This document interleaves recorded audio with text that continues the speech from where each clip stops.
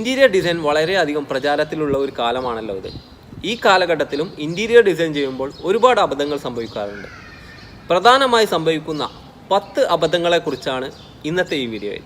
Hi viewers, ഞാൻ സലീം ആലുക്കൽ.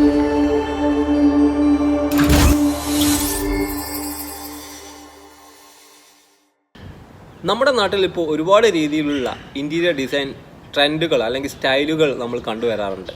അതായത് classic സ്റ്റൈലുകൾ, modern സ്റ്റൈലുകൾ, contemporary സ്റ്റൈലുകൾ, അതുമല്ലെങ്കിൽ അറബിക് സ്റ്റൈൽ വരെ ഇന്ന് നമ്മുടെ നാട്ടിൽ കണ്ടുവരുന്നു.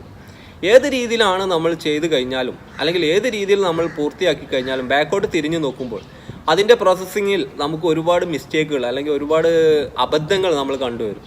ഈ അബദ്ധങ്ങളില്ലാതെ എങ്ങനെ ഇൻറ്റീരിയർ ഡിസൈൻ അല്ലെങ്കിൽ കോമൺ ആയിട്ട് വരുന്ന അബദ്ധങ്ങൾ ഒഴിവാക്കിക്കൊണ്ട് എങ്ങനെ ഇൻറ്റീരിയർ ഡിസൈൻ പൂർത്തിയാക്കാം എന്നുള്ളതാണ് ഇന്നത്തെ വീഡിയോയിൽ ഞാൻ പറയാൻ പോകുന്നത്. ഏറ്റവും ആദ്യമായി ഞാൻ പറയാൻ പോകുന്നത് സ്പേസ് പ്ലാനിങ്ങിനെ കുറിച്ചാണ്. വീട് പണി ആരംഭിക്കുന്ന സമയത്ത് തന്നെ നമ്മൾ പ്ലാൻ വരയ്ക്കുന്ന സമയത്ത് തന്നെ സ്പേസ് പ്ലാനിങ് അല്ലെങ്കിൽ ഓരോ റൂമും എത്ര വലുപ്പം വേണം, എന്തെല്ലാം ഫർണിച്ചറുകൾ ഇടണമെന്നുള്ള ഒരു ഐഡിയ നമ്മൾ ഉണ്ടാക്കുന്നുണ്ട്. എന്നാൽ വീട് പണി കംപ്ലീറ്റ് ചെയ്തതിന് ശേഷം ഫർണിച്ചറുകൾ ഇടുമ്പോഴുള്ള സ്പേസ് പ്ലാനിങ്ങിനെ കുറിച്ചാണ് ഞാൻ പറയുന്നത്. അതായത് ഒരു വലിയ ബെഡ്റൂം അല്ലെങ്കിൽ വലിയ ഹാളാണെങ്കിൽ നമ്മൾ അതിൽ അപ്ലൈ ചെയ്യുന്ന ഫർണിച്ചറുകൾ ആ വലുപ്പത്തിനനുസരിച്ചുള്ള രീതിയിൽ കുറച്ച് ബൾക്കി ആയിട്ടുള്ള രീതിയിലുള്ള ഫർണിച്ചറുകളാണ് അപ്ലൈ ചെയ്യേണ്ടത്. എന്നാൽ ഒരു ചെറിയ റൂമിൽ നമ്മൾ ഒരിക്കലും ഇതുപോലുള്ള വലിയ ഫർണിച്ചറുകൾ ഇട്ടിട്ട് നടക്കുന്ന രീതിയിൽ ഒരിക്കലും അപ്ലൈ ചെയ്യരുത്. വീടിൻ്റെ വർക്ക് കംപ്ലീറ്റ് ആയ ശേഷം നമ്മൾ സ്പേസ് പ്ലാനിങ്ങിനെ കുറിച്ച് ചിന്തിക്കേണ്ടതുണ്ട്. അതായത് നമ്മൾ ഒരു ബെഡ്റൂമാണ് അല്ലെങ്കിൽ ഒരു ഹാളാണ്, അതിലേക്ക് വേണ്ട ഫർണിച്ചറുകൾ വാങ്ങിയിടുമ്പോൾ നമ്മൾ തീർച്ചയായിട്ടും അതിൻ്റെ അളവ് അറിഞ്ഞ് എത്ര അളവ് വരെ നമുക്ക് ഫർണിച്ചറുകൾ പോകുന്നുള്ളത് അളന്നതിൻ്റെ ശേഷം മാത്രം അല്ലെങ്കിൽ അളവെടുത്തതിൻ്റെ ശേഷം മാത്രം നിങ്ങൾ ഫർണിച്ചറുകൾ വാങ്ങുക. സാധാരണ രീതിയിൽ സംഭവിക്കുന്ന ഒരു മിസ്റ്റേക്ക് എന്ന് പറഞ്ഞാൽ നമ്മൾ നേരെ ഫർണിച്ചർ ഷോപ്പിലേക്ക് പോയി നമുക്ക് ഇഷ്ടപ്പെട്ട നമ്മളെ ഇഷ്ടത്തിനനുസരിച്ചുള്ള ഫർണിച്ചറുകൾ നമ്മൾ വാങ്ങുകയും അത് നമ്മൾ വീട്ടിലെത്തി റൂമിൽ ഇട്ട് കഴിഞ്ഞാൽ അത് അവിടെ കൺജസ്റ്റഡായി അല്ലെങ്കിൽ ടൈറ്റായി അല്ലെങ്കിൽ ചെറുതായി ഈ രീതിയിലൊക്കെ വരികയാണ് ചെയ്യാറുള്ളത്. ഇങ്ങനെയുള്ള ഈ അബദ്ധം വരാതിരിക്കാൻ നമ്മൾ വീട്ടിലേക്ക് ഫർണിച്ചർ വാങ്ങുമ്പോൾ ആദ്യം തന്നെ അതിൻ്റെ അളവെടുത്ത് എത്ര വലുപ്പത്തിലുള്ള ഫർണിച്ചർ വരെ അതിൽ ഉൾക്കൊള്ളുമെന്ന് കണ്ടതിന് ശേഷം മാത്രം നമ്മൾ എന്ത് ചെയ്യുക, ഫർണിച്ചർ വാങ്ങാൻ പോവുക അല്ലെങ്കിൽ ഫർണിച്ചർ നിർമ്മിക്കാനുള്ള അളവ് കൊടുക്കുക. ഫർണിച്ചർ വാങ്ങാത്ത ആളുകൾ ചില അളവെടുത്തിട്ട് എന്ത് ചെയ്യുന്ന ആ അളവിനനുസരിച്ച് നിർമ്മിക്കുന്ന ആൾക്കാരുണ്ട്. ആ രീതിയിലുള്ള ആളുകളാണെങ്കിൽ ആദ്യം തന്നെ റൂമിൻ്റെ അളവും അതിന് മാച്ച് ചെയ്യുന്ന അളവും എടുത്തതിന് ശേഷം മാത്രം നിങ്ങൾ എന്ത് ചെയ്യുക, ഫർണിച്ചർ നിർമ്മിക്കാൻ വേണ്ടി അല്ലെങ്കിൽ ഡിസൈൻ ചെയ്യാൻ വേണ്ടി കൊടുക്കുക. രണ്ടാമതായി ഞാൻ പറയാൻ പോകുന്നത് ഒരിക്കലും ട്രെൻഡിനെ ഫോളോ ചെയ്യരുത്. അതായത് ഒരു പ്രത്യേക കാലഘട്ടത്തിലുള്ള ട്രെൻഡിനനുസരിച്ച് നിങ്ങൾ ഇൻറ്റീരിയർ ഡിസൈൻ ചെയ്ത് കഴിഞ്ഞാൽ ആ ലൈഫിൽ മൊത്തമായിട്ട് നമ്മൾ ഉപയോഗിക്കുന്ന ഒരു വീട് അല്ലെങ്കിൽ ഒരു റൂം ആ ഒരു ട്രെൻഡിലേക്ക് മാറുകയും, കാരണം ട്രെൻഡുകൾ കുറച്ച് വർഷം കഴിയുമ്പോൾ വീണ്ടും മാറും, അടുത്ത ട്രെൻഡാവും. അപ്പോൾ നമ്മളെ ഓൾഡ് ട്രെൻഡിൽ ഉണ്ടാക്കിയ വീടായി മാറും. അതുകൊണ്ട് നിങ്ങൾ ഒരിക്കലും ഒരു പ്രത്യേക രീതിയിലുള്ള ട്രെൻഡ് ഒരിക്കലും ഫോളോ ചെയ്യരുത്. നിങ്ങൾക്ക് ചെറിയ രീതിയിലുള്ള എന്തെങ്കിലും കാര്യങ്ങളൊക്കെ ട്രെൻഡിനനുസരിച്ച് ചെയ്യാം. ഒരു പ്രത്യേക ചുമരെടുത്തിട്ട് അതിലെന്തെങ്കിലും ഒരു ഡിസൈൻ അതുപോലെയൊക്കെ ചെയ്യാം. അതല്ലാതെ മൊത്തം ഡിസൈൻ ഒരിക്കലും ഒരു പ്രത്യേക ട്രെൻഡിനെ ബേസ് ചെയ്തിട്ട് ചെയ്യരുത്. മൂന്നാമതായിട്ട് ഞാൻ പറയാൻ പോകുന്നത് പിക്ചർ ഫ്രെയിമിൻ്റെ കാര്യമാണ്. ഇപ്പോൾ ഇൻറ്റീരിയർ ഡിസൈനിൽ കോമൺ ആയിട്ട് ഒരുപാട് രീതിയിലുള്ള പിക്ചർ ഫ്രെയിമുകൾ അല്ലെങ്കിൽ ആർട്ട് വർക്കുകൾ നമ്മൾ കണ്ടുവരാറുണ്ട്. ചുമരിൽ നല്ല ഭംഗിയുള്ള പെയിൻറ്റിങ്ങുകളും മറ്റും ഇപ്പോൾ സുലഭമാണ്. എന്നാൽ ഈ പെയിൻറ്റിങ്ങുകൾ വെക്കുമ്പോൾ നമ്മളിപ്പോൾ ശ്രദ്ധിക്കേണ്ടത് അത് നമ്മൾ ഐ കോണ്ടാക്റ്റ് വരുന്ന അതിൻ്റെ മിഡിൽ വരുന്ന രീതിയിൽ വേണം നമ്മൾ പെയിൻറ്റിങ്ങുകൾ ചുമരിൽ അപ്ലൈ ചെയ്യാം. അത് ചില ആളുകൾ കാണാം വളരെ ഹൈറ്റിൽ അപ്ലൈ ചെയ്യുന്നു, അതായത് ചില താന്നിട്ടായിരിക്കും അപ്ലൈ ചെയ്യുന്നത്. ഇങ്ങനെയൊന്നും വരാതെ മിഡിൽ കോണ്ടാക്റ്റ് വരുന്ന രീതി മൾട്ടിപ്പിൾ പിക്ചർ ഫ്രെയിം വരികയാണെങ്കിലും നിങ്ങളതിൻ്റെ മെയിൻ ഇമേജ് സെൻറ്ററിൽ വരുന്ന രീതിയിൽ അപ്ലൈ ചെയ്യേണ്ടതാണ്. അടുത്തതായി ഞാൻ പറയാൻ പോകുന്നത് വുഡ് കളർ മാച്ച് ചെയ്യുക. അതായത് നമ്മളെ ഡോറിൻ്റെ അല്ലെങ്കിൽ വിൻഡോ സ്വാഭാവികമായിട്ട് വീട് പണി ആരംഭിക്കുമ്പോൾ തന്നെ ഡോറുകളും അല്ലെങ്കിൽ അതുമായിട്ട് ബന്ധപ്പെട്ട കാര്യങ്ങൾ വുഡ് വർക്ക് നമ്മൾ ചെയ്യുന്നു. അപ്പോൾ എന്ത് കളറാണോ അതിൽ യൂസ് ചെയ്തത്, അത് തേക്കാണെങ്കിൽ ആ തേക്ക് നിങ്ങൾ എന്ത് ചെയ്യുക, ബാക്കിയുള്ള ഫർണിച്ചറുകൾക്കും ആ കളറുകൾ ഉപയോഗിക്കുക. അതായത് വീട്ടിലേക്ക് നമ്മൾ ഫർണിച്ചറുകൾ വാങ്ങുമ്പോൾ, ഇൻറ്റീരിയർ ചെയ്യുമ്പോൾ അല്ലെങ്കിൽ ഫർണിച്ചറുകൾ നിർമ്മിക്കുമ്പോൾ സ്വാഭാവികമായിട്ടും ആ വീട്ടിലുള്ള മറ്റ് വുഡൻ ഐറ്റംസിൻ്റെ കളറുമായിട്ട് മാച്ച് ചെയ്യുന്ന രീതിയിൽ വേണം നിങ്ങൾ എന്ത് ചെയ്യാൻ, ഫർണിച്ചറുകൾ വാങ്ങാൻ. ഫർണിച്ചറുകൾക്ക് അനുസരിച്ചുള്ള കളർ അതിനെ പോളിഷ് ചെയ്തിട്ടോ പെയിൻറ്റ് ചെയ്തിട്ടോ ആ ഡോറിനെയും മറ്റും മാറ്റിക്കഴിഞ്ഞാലും ഈ ഒരു ഡിസൈൻ കോമ്പിനേഷൻ അപ്ലൈ ചെയ്യാവുന്നതാണ്. മറ്റൊരു വലിയ അബദ്ധമാണ് ആക്സസറീസിൻ്റെ കാര്യം. സ്വാഭാവികമായിട്ടും നമ്മൾ ഷോപ്പിങ്ങിനും മറ്റും പോകുമ്പോൾ നമുക്ക് ഇഷ്ടപ്പെട്ട ഒരുപാട് ആക്സസറീസുകൾ വാങ്ങിക്കൂട്ടാറുണ്ട്. ഈ വാങ്ങിക്കൂട്ടുന്ന ആക്സസറീസുകളെല്ലാം നമ്മളെ വീട്ടിൽ ഉൾക്കൊള്ളണമെന്നില്ല, അല്ലെങ്കിൽ നമ്മളെ ഡിസൈനിന് മാച്ച് ചെയ്യണമെന്നില്ല. അപ്പോൾ നമ്മൾ ആക്സസറീസ് വാങ്ങുമ്പോൾ സ്വാഭാവികമായിട്ടും വീടിൻ്റെ ഡിസൈനിന് മാച്ച് ചെയ്യുന്ന രീതിയിലുള്ള ആക്സസറീസാണ് നമ്മൾ വാങ്ങേണ്ടത്. അടുത്തത് ഞാൻ പറയാൻ പോകുന്നത് കർട്ടനുകളെ കുറിച്ചാണ്. കർട്ടനുകൾ ഒരുപാട് രീതിയിലുള്ള സ്റ്റൈലുകൾ ഇന്ന് നമ്മുടെ നാട്ടിൽ കണ്ടുവരാറുണ്ട്. വളരെ ചെറിയ രീതിയിൽ സിമ്പിളായിട്ടുള്ള കർട്ടനുകൾ ഇപ്പോൾ നമ്മളെ ഇൻറ്റീരിയറിന് മാച്ച് ചെയ്തിട്ട് ചെയ്യാറുണ്ട്. എന്നാൽ കോമൺ ആയിട്ട് കാണുന്ന കർട്ടൻ അല്ലെങ്കിൽ നമ്മൾ പുറത്തുനിന്ന് വാങ്ങിക്കുന്ന അല്ലെങ്കിൽ ഓൺലൈനിലായിട്ട് വാങ്ങിക്കുന്ന കർട്ടനുകൾ കാണാം, ടോപ്പ് ടു ബോട്ടം വരുന്ന കർട്ടനുകളാണ്. ഈ കർട്ടനുകൾ നമ്മൾ ഒരിക്കലും ഹാഫ് സൈസ് വാങ്ങരുത്. ഒരു സാധാരണ റൂമിനെ നമ്മൾ അതിൻ്റെ ഹൈറ്റ് തോന്നിപ്പിക്കാൻ അല്ലെങ്കിൽ ഡിസൈനിൽ മാച്ച് ചെയ്യാൻ കർട്ടനുകൾ അപ്ലൈ ചെയ്യുമ്പോൾ ഫുൾ സൈസിൽ വേണം നമ്മൾ അപ്ലൈ ചെയ്യാൻ. അതായത് മേലെ സീലിംഗിൽ നിന്ന് ഒരു 45 ഇഞ്ച് വിട്ടിട്ട് അതിൻ്റെ മേലെയാണ് നമ്മൾ കർട്ടൻ അപ്ലൈ ചെയ്യേണ്ടത്. അങ്ങനെ ഇരുന്നാലേ ഡിസൈനിൽ ഒരു കർട്ടന് ആ റൂമിന് അഭികാമ്യമായ രീതിയിൽ നമുക്ക് കാണാൻ പറ്റുകയുള്ളൂ. അടുത്തത് നേരത്തെ പറഞ്ഞ പോലെ ഫർണിച്ചർ വാങ്ങുന്നത് പോലെ തന്നെയാണ്. നമ്മൾ പുറത്തു പോയി അല്ലെങ്കിൽ നല്ല കാർപ്പറ്റുകളും മറ്റും കാണുമ്പോൾ നമ്മൾ സ്വാഭാവികമായിട്ടും അത് വാങ്ങിയിട്ട് നമ്മൾ ബെഡ്റൂമിലോ അല്ലെങ്കിൽ ഹാളിലോ എവിടെയാണെങ്കിലും ഇടുമ്പോൾ ഓരോ സ്ഥലത്തിനും മാച്ച് ചെയ്യുന്ന അളവിലുള്ള കാർപ്പറ്റുകൾ ഇടണം. അതല്ലാത്ത രീതിയിലുള്ള ഒരുപാട് കാർപ്പറ്റുകൾ കാണാറുണ്ട്. ചെറിയൊരു റൗണ്ട് കോഫി ടേബിളൊക്കെ ഉള്ളിടത്ത് നമ്മൾ റെക്റ്റാങ്കിൾ കാർപ്പറ്റുകൾ മാച്ച് അല്ല. നമ്മൾ റൗണ്ടായിട്ടുള്ള ഏരിയകളിൽ റൗണ്ടായിട്ടുള്ള കാർപ്പറ്റുകൾ തന്നെ ഉപയോഗിക്കുക.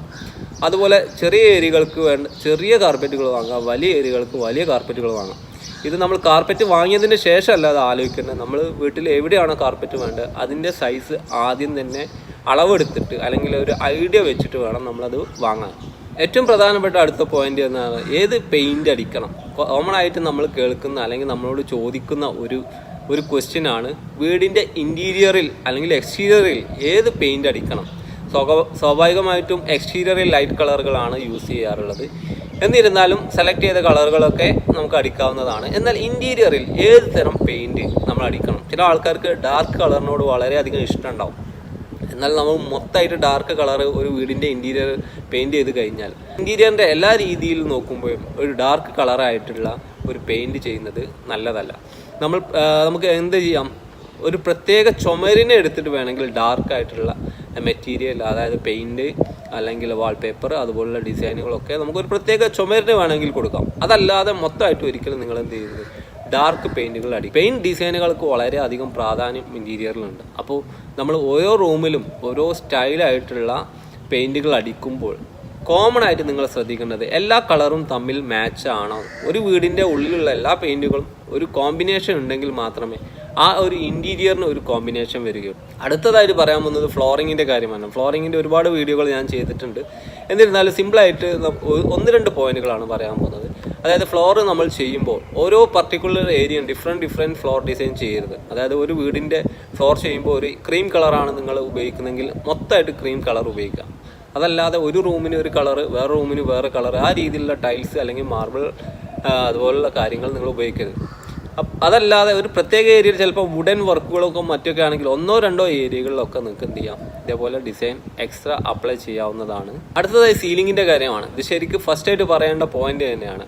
നമ്മൾ ഓരോ ഡിസൈനും അനുസരിച്ചുള്ള സീലിങ്ങുകളാണ് അപ്ലൈ ചെയ്യേണ്ടത്.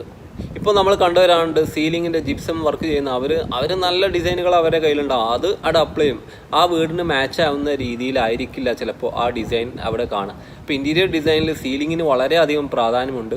നമ്മൾ സിമ്പിളായിട്ടുള്ള ഡിസൈൻ ഏത് ഇൻറ്റീരിയറിലേക്കും മാച്ച് ചെയ്യും. അപ്പം നിങ്ങൾ ആദ്യം ചെയ്യുന്ന വർക്ക് വീടിൻ്റെ ഫർണിഷിംഗ് വർക്ക് നടത്തുന്നതിന് മുമ്പ് ചെയ്യുന്ന വർക്കാണ് ഈ സീലിങ്ങിൻ്റെ വർക്ക്. അതുകൊണ്ട് സിമ്പിളായിട്ടുള്ള സീലിംഗ് ആണ് നിങ്ങൾ ചെയ്യുന്നതെങ്കിൽ അത് ഏത് ഡിസൈനിലേക്കും മാച്ച് ചെയ്യും. അതല്ല ഒരു പർട്ടിക്കുലർ ഡിസൈൻ നിങ്ങൾ 3D ഉണ്ടെങ്കിൽ അല്ലെങ്കിൽ ഒരു ഡിസൈൻ നിങ്ങളുടെ കയ്യിലുണ്ടെങ്കിൽ അതിനനുസരിച്ച് ചെയ്യാം. അതായത് ഒരു ക്ലാസിക് സ്റ്റൈലിനെ ബേസ് ചെയ്തിട്ടാണ് നിങ്ങൾ ചെയ്യുന്നതെങ്കിൽ സീലിങ്ങിൽ ക്ലാസിക് ആവാം. തീർച്ചയായിട്ടും നിങ്ങൾ എന്ത് ചെയ്യണം, ഫർണിച്ചറുകളും ക്ലാസിക്കിന് മാച്ച് ചെയ്യുന്ന രീതിയിൽ ചെയ്യുക. അടുത്തത് പറയാൻ വന്നാൽ ലൈറ്റിംഗ് വളരെയധികം പ്രധാനപ്പെട്ട ഒരു സംഭവം തന്നെയാണ്. ലൈറ്റിങ്ങിനെ കുറിച്ച് എത്ര പറഞ്ഞാലും തീരില്ല. എന്നിരുന്നാലും ഒരു പോയിന്റ് പ്രധാനമായിട്ട് പറയേണ്ടത് മൾട്ടിപ്പിൾ പോയിന്റുകൾ നിങ്ങൾ ഒരു റൂമിൽ അല്ലെങ്കിൽ ഒരു ബെഡ്റൂം ആണെങ്കിലും ഒരു ഹാൾ ആണെങ്കിലും മൾട്ടിപ്പിൾ പവർ പോയിന്റുകൾ കൊടുക്കുക. അതായത് പവർ സോഴ്സുകൾ. ഇപ്പോൾ ഒരു സ്വിച്ച് ഇട്ട് കഴിഞ്ഞാൽ ബ്രൈറ്റ് ആയിട്ടുള്ള ലൈറ്റുകളാണ്, വേറെ സ്വിച്ച് ഇട്ട് നമ്മൾ ഡിം ലൈറ്റ് വരുന്ന രീതിയിൽ സമയത്തിനനുസരിച്ച് മൂഡിനനുസരിച്ച് നമുക്ക് എന്ത് ചെയ്യാം ലൈറ്റ് ചേഞ്ച്. അപ്പോൾ ഒരു ബെഡ്റൂമിലാണെങ്കിൽ തന്നെ നമ്മൾ ഡിമ്മായിട്ടുള്ള ലൈറ്റുകൾ ഉപയോഗിക്കാറുണ്ട്, അതുപോലെ ബ്രൈറ്റ് ആയിട്ടുള്ള ലൈറ്റ് ഉപയോഗിക്കാറുണ്ട്. ഇനി പ്രത്യേക മൂഡിനനുസരിച്ച് നമുക്ക് കളർ ചേഞ്ച് ചെയ്യുന്ന രീതിയിൽ അങ്ങനെയൊക്കെ ആവാം. അപ്പോൾ മൾട്ടിപ്പിൾ പോയിന്റുകൾ നിങ്ങൾ ആദ്യം തന്നെ വയറിംഗ് ടൈമിൽ തന്നെ അത് നിങ്ങൾ ശ്രദ്ധിക്കേണ്ട കാര്യം തന്നെയാണ്. അടുത്ത ഞാൻ പറയാൻ പോകുന്നത് വാൾപേപ്പറുകളെ കുറിച്ചാണ്. വാൾപേപ്പറുകൾ വളരെയധികം യൂസ് ചെയ്യുന്ന ഒരു സമയമാണ് ഇപ്പോൾ. നമ്മുടെ നാട്ടിലൊക്കെ വാൾപേപ്പർ എല്ലായിടത്തും വാൾപേപ്പറായിട്ട് ഉപയോഗിക്കാറുണ്ട്. പക്ഷേ വാൾപേപ്പർ ഉപയോഗിക്കുമ്പോൾ ഏറ്റവും പ്രധാനമായിട്ട് ശ്രദ്ധിക്കേണ്ടത് വെള്ളത്തിൻ്റെ അല്ലെങ്കിൽ ഈർപ്പത്തിൻ്റെ അംശം തട്ടുന്ന ഒരു സ്ഥലത്തും നിങ്ങൾ വാൾപേപ്പർ ഉപയോഗിക്കരുത്. മഴക്കാലമൊക്കെ ആണെങ്കിൽ അതിന് വെള്ളത്തിൻ്റെ ഈർപ്പത്തിൻ്റെ അംശം തട്ടുന്ന ഒരു ഏരിയയിൽ ഒരിക്കലും എന്ത് ചെയ്യരുത്, വാൾപേപ്പർ കൊടുക്കരുത്. വാൾപേപ്പർ മൊത്തമായിട്ട് കൊടുക്കുന്ന ഒരു ഇൻറ്റീരിയർ സ്റ്റൈൽ പോലും അല്ല. നിങ്ങൾക്ക് എന്ത് ചെയ്യാം, ഒരു പർട്ടിക്കുലർ വാൾ സെലക്ട് ചെയ്തിട്ട് അതിൽ വാൾപേപ്പർ എന്ത് ചെയ്യാം, അപ്ലൈ ചെയ്യാം. വാൾ ഒരിക്കലും നിങ്ങൾ ബാത്റൂമിൻ്റെ, അതായത് അറ്റാച്ച്ഡ് ബെഡ്റൂമിലാണ് നിങ്ങൾ കൊടുക്കെങ്കിൽ ആ വാളിൽ ഒരിക്കലും നിങ്ങൾ എന്ത് ചെയ്യരുത്, വാൾപേപ്പർ കൊടുക്കരുത്. എന്നാൽ സ്വാഭാവികമായിട്ടും വെള്ളത്തിൻ്റെ ഈർപ്പം പുറത്തു വരാൻ ചാൻസ് ഉള്ളത് കൊണ്ട് അത് ഈ വാൾപേപ്പറുകളെ ബാധിക്കുകയും വാൾപേപ്പറുകൾ കംപ്ലൈൻറ്റ് ആവാനുള്ള കാരണവുമാകും. അടുത്തതായി ഞാൻ പറയാൻ പോകുന്നത് പ്ലാന്റ്സിനെ കുറിച്ചാണ്. ഇപ്പോൾ ചില വീടുകളിലൊക്കെ ഇൻറ്റീരിയറിൽ തന്നെ നല്ല രീതിയിലുള്ള ചെറിയ പ്ലാന്റ്സ്, മരങ്ങൾ, ചെടികളൊക്കെ വെക്കാറുണ്ട്. വളരെ നല്ലത് തന്നെയാണ്. എന്നാൽ ഇത് മെയിൻറ്റെയിൻ ചെയ്ത് മുന്നോട്ട് പോകാൻ പറ്റുന്ന ആളുകൾക്ക് ഇത് വളരെ നല്ലൊരു കാര്യം തന്നെയാണ്. ഹാളിലും മറ്റും ഇതുപോലുള്ള ചെറിയ മരങ്ങൾ, ചെറിയ പ്ലാന്റുകൾ കൊടുക്കുന്നത്. ഇത് മെയിൻറ്റെയിൻ ചെയ്യാൻ പറ്റാത്ത ഒരാളാണെങ്കിൽ ഒരിക്കലും അങ്ങനെ ഒരു ഡിസൈൻ നിങ്ങൾ ചെയ്യരുത്. നമുക്ക് തന്നെ അറിയാം, നമ്മളെ ചില വീട്ടിൽ അക്വേറിയങ്ങളും മറ്റും കാണാം. ചില ആളുകൾ അതിൻ്റെ വെള്ളമൊക്കെ മാറ്റി കറക്റ്റ് ഫുഡൊക്കെ കൊടുത്തിട്ട് നല്ല നീറ്റായിട്ട് കൊണ്ടു നടക്കുന്നതാണ്. ചില വീടുകൾ ഇതേപോലെ അവസ്ഥ നമ്മൾ കാണാം.